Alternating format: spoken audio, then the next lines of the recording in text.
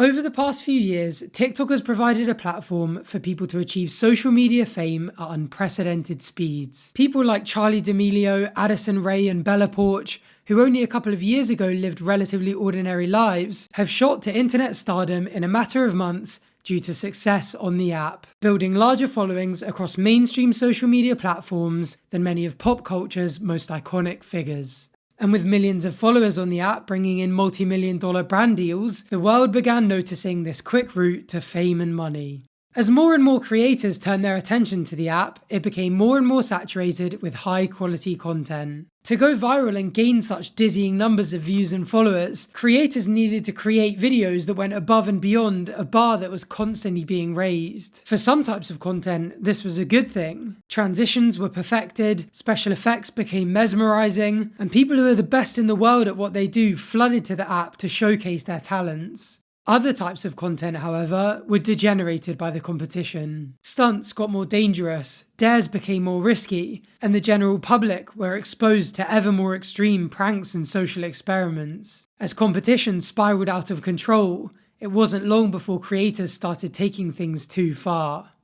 Today, we're going to be looking at one such case, the story of 18-year-old Zachary Latham, and how, in pursuit of TikTok fame, he turned a neighborly dispute on the quiet streets of Vineland, New Jersey, into a blood-soaked brawl that ended with him taking the life of an innocent man. But before we start, I would just like to state a disclaimer. I would like to make it clear that I mean no disrespect to anyone I speak about in this video. This video is for educational purposes only, and the information contained in it is an amalgamation of hours of research carried out using a variety of sources on the internet. Even trustworthy and reliable resources can get things wrong from time to time, so if there's any information in this video that you know to be inaccurate, please feel free to respectfully update it in the comment section down below. So, today we're going to be looking at the cold-blooded murder of 51-year-old William Durham at the hands of an 18-year-old called Zachary Latham. We're going to look at Latham's troubled background,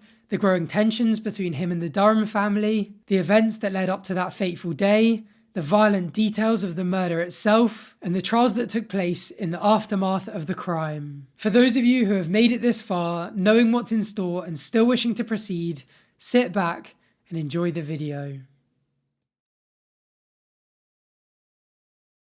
In 2018, after the passing of his mother, 16-year-old Zachary Latham moved into his grandparents' house on Thornhill Road in Vineland, New Jersey. He was a problematic young teenager with several counts of assault, terroristic threats, and criminal mischief on his juvenile record, and it didn't take long for him to start getting into trouble in his new neighborhood. Pretty much all he would talk about on social media was his obsession with cars, and his TikTok profile was littered with videos about how society judged him for it. Owning a Corvette at 17, what's the speed limit? Revs at the red light, gets hated on for having a nice car, everyone thinks you got money, but you spend it all on gas, cuts everyone off. 350Z owner, neighbours hate you, cuts everybody off, what are blinkers? Road rage, loud exhaust.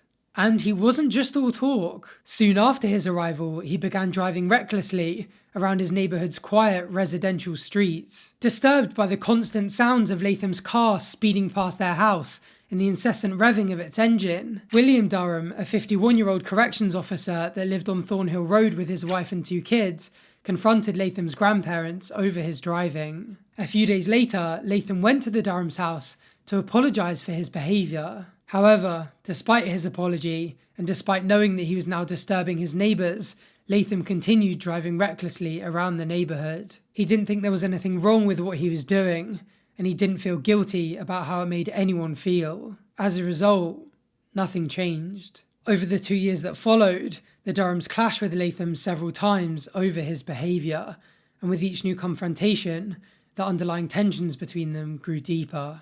Although the feud died down for a while towards the end of those 2 years, the hostility between them remained, waiting like a dormant volcano, ready to erupt.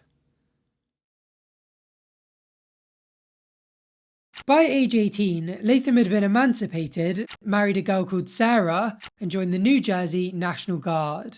On April 6, 2020, a week after his 18th birthday, Latham recorded an argument he had with William's wife, Catherine Durham. He had once again been speeding down Thornhill Road, and this time, Catherine came out to confront him. Latham didn't take the confrontation seriously, instead using the situation to ridicule Catherine on camera, repeatedly calling her a Karen and mocking her. What are you gonna do, Karen? That's not my name, so get my name straight. Go ahead. You okay, Karen? Go ahead, get my tag. Go. Get my tag, Karen. My name is not Karen, so get my name straight. Get my tag, it's okay. A45MFA. Sir, there's an officer. All because my car is loud. 3 cop cars. When Latham got home, he posted the clip to TikTok, and thanks to the app's viral potential, it was seen over 3 million times. Several days later, William and Catherine were outside their house doing yard work when Latham pulled up and yelled, "Hey Karen, we went viral." With all of the attention that his new videos were getting, his newfound fans were hungry for more. His comment section soon began filling with calls for him to provoke the family further, with users demanding he egg their house, slash their tyres, and go after Catherine. The couple's 21-year-old son, William Jr., discovered that Latham had been posting videos of him harassing his family and went to confront him. Latham began recording, and when William Jr. threatened to pull him out of his car, Latham warned him that he had a knife. Once again, Latham posted the clip to TikTok as soon as he got home, captioning the video, "Karen's son found out the video went viral and tried taking me out of the car." Later that day, Latham uploaded another video brandishing the knife that he had warned William Jr. about, which was seen over 150,000 times. The situation took an even more ominous turn on April 23rd, when Latham uploaded a TikTok of himself posing with a gun, telling the camera,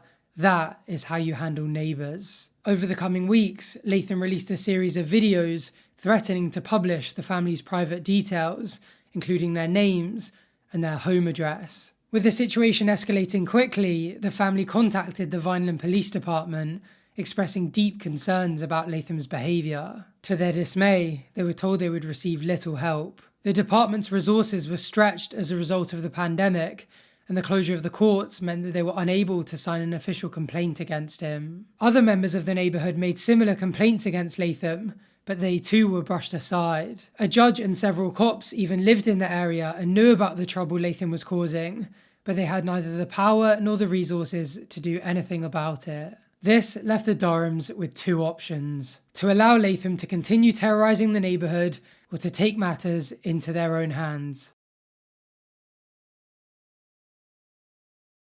On May 4th, 2020, tensions reached boiling point after Latham intentionally swerved his truck dangerously close to the Durham's 17-year-old son Gage, who had been riding his bicycle in the neighbourhood. Later that day, enraged that Latham had endangered the son, the entire Durham family decided to confront Latham once and for all. Whilst Latham was still driving around the neighbourhood, William parked his car at the entrance to the street, blocking Latham's truck from entering the drive. As Latham pulled up at the street's entrance, Catherine recorded herself approaching his car to confront him about the incident involving her son. In response, Latham jumped out of his truck, elbowed her in the chest, slapped her in the face, knocked the phone from her hands, and then pushed her away from him. He quickly got back in the truck, with his 2 friends Moses Rios and Dylan Aristi in the back, and sped off home. When he pulled into his driveway, his wife Sarah appeared, recording the situation on her phone. And this is where things turned sinister.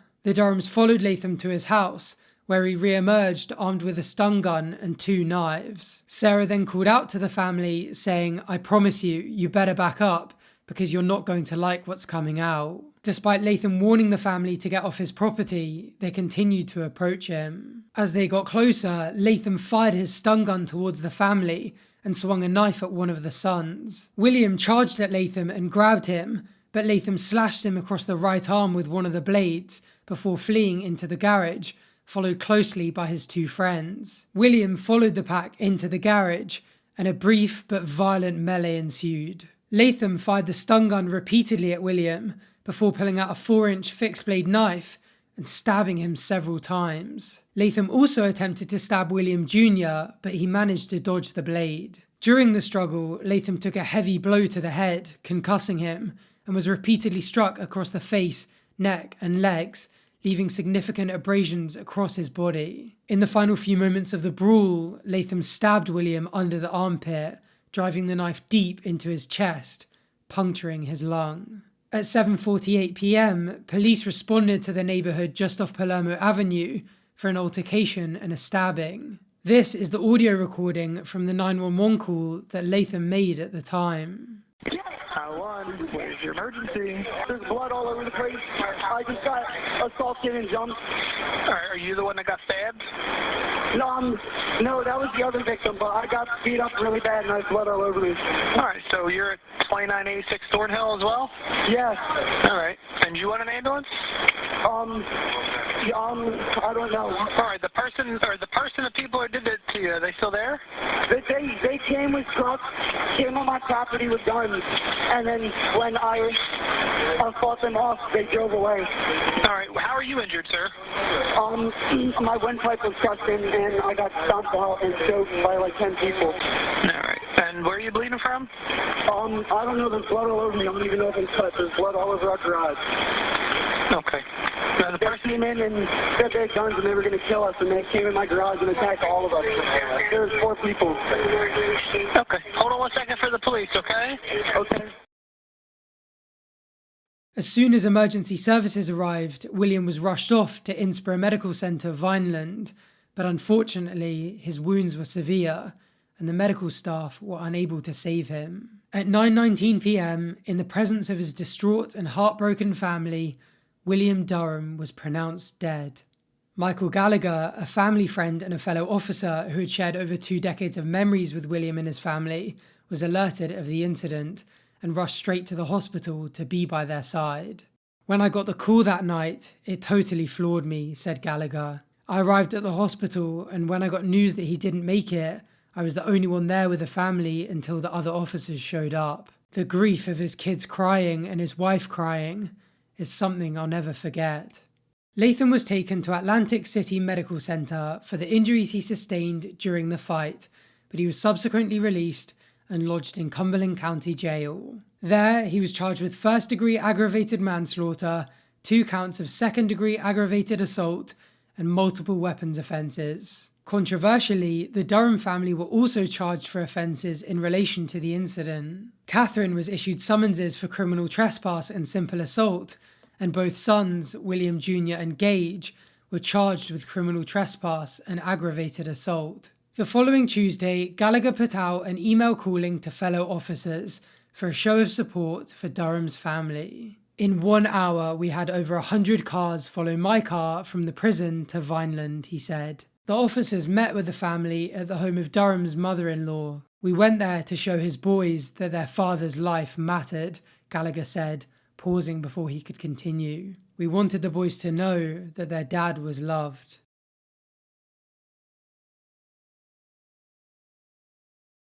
"10 days after the murder, Zachary Latham appeared in court for his detention hearing. There, Nathan Perry, Latham's public defender, called the killing a horrific tragedy. Controversially, he went on to claim that his client had acted in self-defense, and that to a very, very fair extent, he said, the Durhams visited this great sadness upon themselves. Superior Court Judge William Ziegler declared that he was unable to find clear and convincing evidence that pre-trial detention was necessary to assure Latham's appearance in court, the protection of any individual or the community, or to ensure that Latham would not obstruct the criminal justice process.